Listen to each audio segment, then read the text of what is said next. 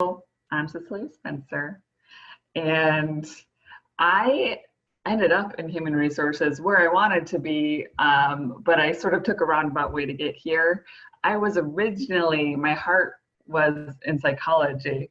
Growing up, I always was, asked the question, what are you going to be when you grow up? I said psychologist, all the way into starting at Eastern with as a psychology major.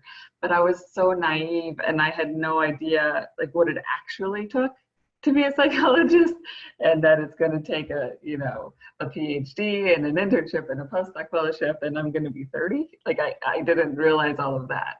I don't know how I started a major without knowing what it entailed, but that's the way it was apparently in 1996 for me. So I switched over to business. There was a lot of things about business that I liked, and human resources as a concentration at Eastern. That human element had a lot of overlap with psychology. So I really loved the coursework. And I moved through a couple companies, but really got concentrated into HR 3 companies ago. And currently I'm at TekWissen, which is a company in Ann Arbor. We are sort of an IT software engineering company designing, and a big piece of that is providing even IT staffing for companies across the United States. So a big piece of my HR element is a ton of onboarding and offboarding, sort of temporary to long-term assignment staffing. And so it's a high turnover, and it's a ton of recruiting, and then a ton of onboarding and offboarding and everything between, all the regular HR stuff. So this is a little bit about HR through TekWissen. This is from our website. I love how it says what we do, and it's like 30 things. It's a lot. But in one bottom corner, it says managed IT services. That's kind of the dedicated teams model. That's kind of what I do mostly in the HR piece. So from the big picture of HR, there's 2 kind of career paths. One is a generalist and one is a specialist. I'm a generalist, and it's what I want to do. It's sort of a little bit of everything. It's the whole picture. It positions me to have experience in each one of the areas, so I don't sort of become pigeonholed or specialized, which I felt like you can go really far in a specialty, but it's kind of a narrow focus, and I really don't want to move for the job or the career. I want to stay where I am and have a wide net that I could choose from. So I chose generalist focus. And this is sort of the roles that you can go through. You start out entry-level assistant or coordinator, and then generalist is where I am. And then you could be manager, business partner, chief HR officer, or VP of HR. The specialist roles are like recruiters, and they have their own path they could even go on, or in training and employee development, or in benefits, compensation. The big companies need specialists because they can't have a generalist address, a 5,000 person workforce or 20,000 person workforce. They narrow it down. I prefer the small companies, small to mid-size, like 100 to 500 employees. It's enough where you get to know people, and they get to know you, but you're definitely busy. I was in a small company, 40 people. It wasn't quite big enough. It was very much everyone knows everyone's business. I prefer a little bit bigger, a little bit more space, but there is a place for that. The basic 3 questions for HR is, do we have the right organization? Do we have the right culture? Do we have the right people? We have sort of such influence on all these pieces of a business without being, like the profit side of the company. We're not bringing in sales. We're not crunching numbers, but we're such a big part of all of that because people are the people who are doing all of that. So we enjoy that. The organization side, team structure, all of these software pieces that we use in HR. and part of that, choosing the correct team structure, choosing this right tools translates into efficiencies. And we also have a huge role in protecting the company from a lot of legal problems. So if you like law, business law, which I do, it's super interesting. Culture, this is for the people focused, you know, the people persons. If you focus on, is your culture one of competitiveness? Is it about team building and flexibility, and or is it, you know, the culture is, everyone sort of just can describe it, and it's the interactions between the people and the expectations of how people treat each other is built from the top down, and we're a big part of that. And then of course talent, hiring, training, coaching, sourcing, and even terminating. I swear to you, almost every one of my termination conversations ends in a thank you from people. Like, I swear to you, and it always surprises me to an extent, but it's because the conversation is, this didn't work out, and they already know it didn't work out. Like, it's not a surprise. And part of the conversation is, you know, this is what we're going to do going forward. This is what we will and what we won't tell people. Don't worry about this. Good luck to you here. Tell me if you need anything here. And so at the end, it's like, thank you. Good luck. So this is part of the organization. This is a screenshot from our HRIS tool, which is a human resources information system. We use Paycom. You can see in the upper left corner. This is one of many. U of M uses PeopleSoft. A lot of companies use ADP. This is where we put in our employee information, payroll, where you could keep the time, like time cards that feed over into the payroll. This is where you could do benefits, like signing up for health benefits or viewing your benefits. It is super essential. Everything before this was Excel spreadsheets, like in tiny companies, that's what they probably still use. And even before that, it's like my daughter asked me, who's 17, when she was like 10, I was telling her about the world that happened before the internet. She's like, how did banks work without the internet? Like, she couldn't even fathom. And I'm like, I don't know, like what HR did for the internet. They just wrote everything down on paper. But then it went to Excel, and now it's to this HRIS systems, which I love. They have really awesome reporting tools and communications and auto emails and just tons of stuff. That's really good. This is my favorite part of it, the report section. I love reporting. I love turning them into pie charts and all of that good stuff. And there's a lot to choose here. And this is just, they come with all these ready-made reports. Each one of these tabs has like 20. But then there's, of course, the build your own. It's a cool tool, and I use it all the time, most days.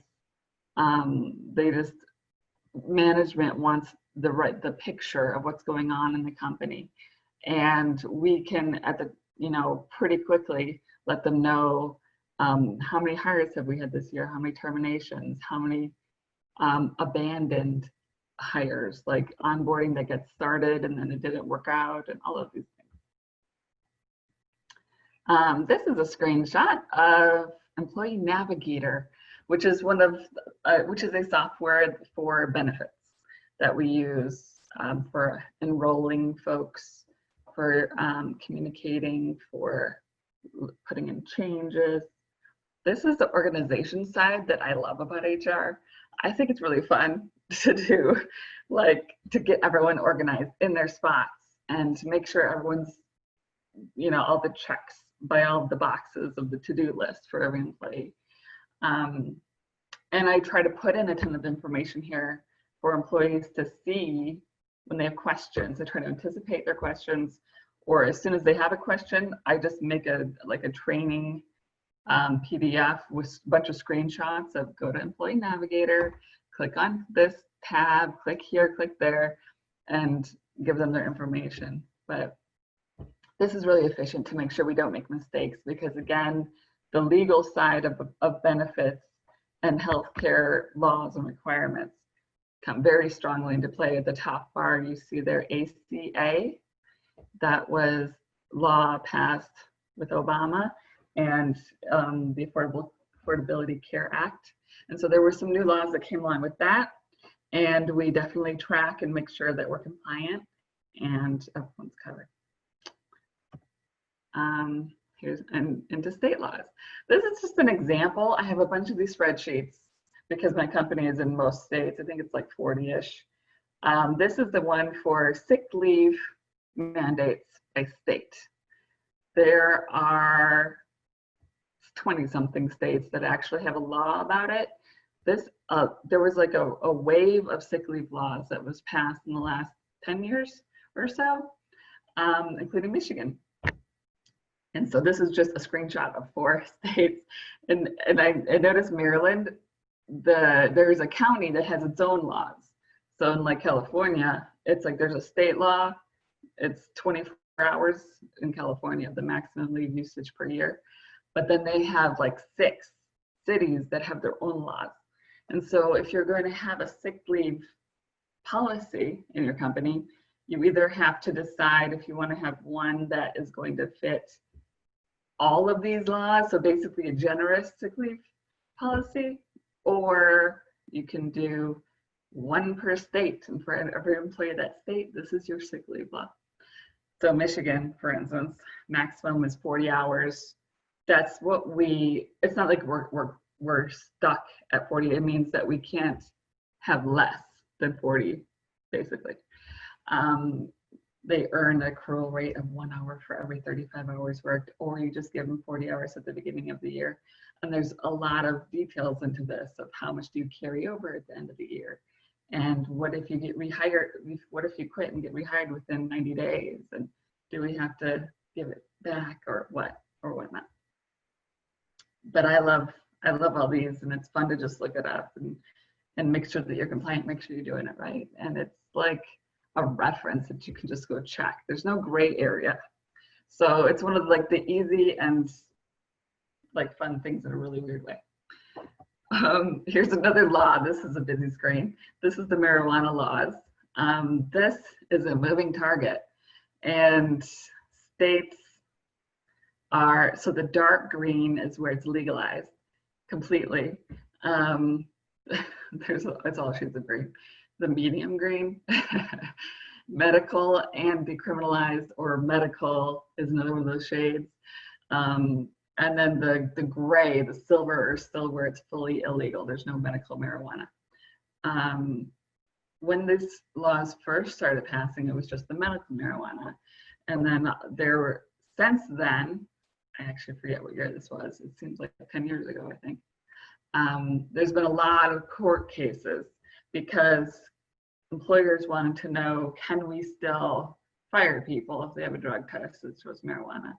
Can we discriminate against someone by saying, like basically saying, we're not going to hire you because you have a positive drug test, even if they have a medical marijuana card, even if they're in a state that has legal marijuana, even if they have a recreational legal, can we fire them? So there's been a lot of court cases, and it's kind of right now, we're really waiting on the federal, like Supreme Court level, because the Western side, where it seems like liberal along the coast of California, out there, the circuit court has basically always sided with employers saying you can fire, you can decide not to hire someone based on a positive drug test. Meanwhile, in the Upper East, court has found opposite. Like they found in favor of the plaintiff saying, I have a medical marijuana card. They discriminate against me for marijuana use on my own time. And they actually won. So we have like 2 sides of the country, 2 different court cases. We're all in the middle in our employers as an employer. So it's really interesting. And I feel like it's a fun problem. It's so weird. I know I'm a little bit weird, but I think it's a fun problem because it's just like the juicy stuff. It's like, let's take this one person at a time. Let's be fair. Why do we care? Like, let's do what makes sense. Are they driving a forklift, or are they, in a cubicle? like what's important here. So there's a lot of like good sort of questions to deal with, and everyone's doing it a little bit differently. So culture. This is a screenshot from sexual harassment training. It's important, and it's like California has this great sexual harassment training video, which is, it seems like an oxymoron, because these videos are usually just horrible to get through and all employees can't wait till they're over. But it really comes down to culture. And I've been in a few different corporate cultures now where it's like jokes, you know, it's just jokes. It's just like, and I'm thinking, is this Mad Men? Like, this is 2015. Is this really a joke that you just sent to everyone? Like, reply all? But it still happens, and it really, if it's not addressed like publicly by management, it's as if management is saying, yeah, we agree, it's funny, like it's just a joke. Or do they say, no, not appropriate, don't be doing that? It's a big culture still, which still shocks me, but it is still an issue. So this is an excerpt. They have, I was just going to say, in California, they have videos with like well-known actors playing this like sexual harassment video training. So I recommend it. It's free. I recommend the training to my friends. This is one of my old coworkers, Ben. He's from Ann Arbor. Y'all might know him. But this is one program actually I created at my last company. It was really fun. It was on everyone's anniversary. They got to spin the wheel. And we decided what the prizes would be. Best Buy gift cards, restaurant gift cards, an office social, like cotton candy social. We had a cotton candy machine. Or like a candy bar is on here. So it was really like a whammy, like if you got the candy bar, because you could only spin this on your anniversary. So it was like once a year, everyone got to spin this. They could win PTO, or they could win like a Snickers bar. It was kind of hilarious. Like, you have to have a bad prize to make the good ones really feel good. And we even had different levels. If it was your first or second anniversary, like that Best Buy gift card, you'd get a $25 gift card. If it was your third or fourth year, you get a $50. And if it was your 5+, you get $100. Ben right there is holding $100 worth of gift cards to Best Buy. So that was a longer than a 5-year anniversary. So it was a way to address like engagement, loyalty, make it fun, celebrate each other. And it was all stemming from like longevity and retention, which are really important to HR. So this was fun. And even remotely, we just have someone in the office spin it on a video call. Talent. This is most of my current team at TekWissen.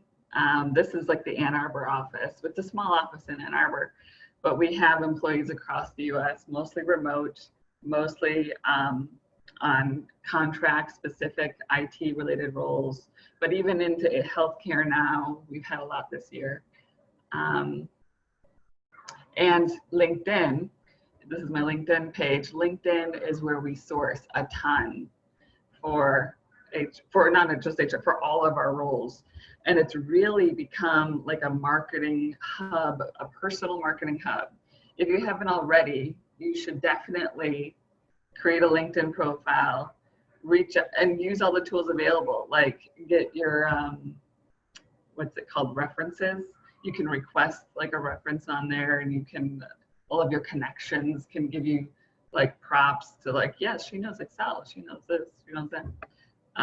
Because we really look at that, and we really reach out to people, and a lot of places you apply for jobs now ask for your LinkedIn profile just so they can look at you, like it's just part of it. So it's a big tool that we use for talent acquisition.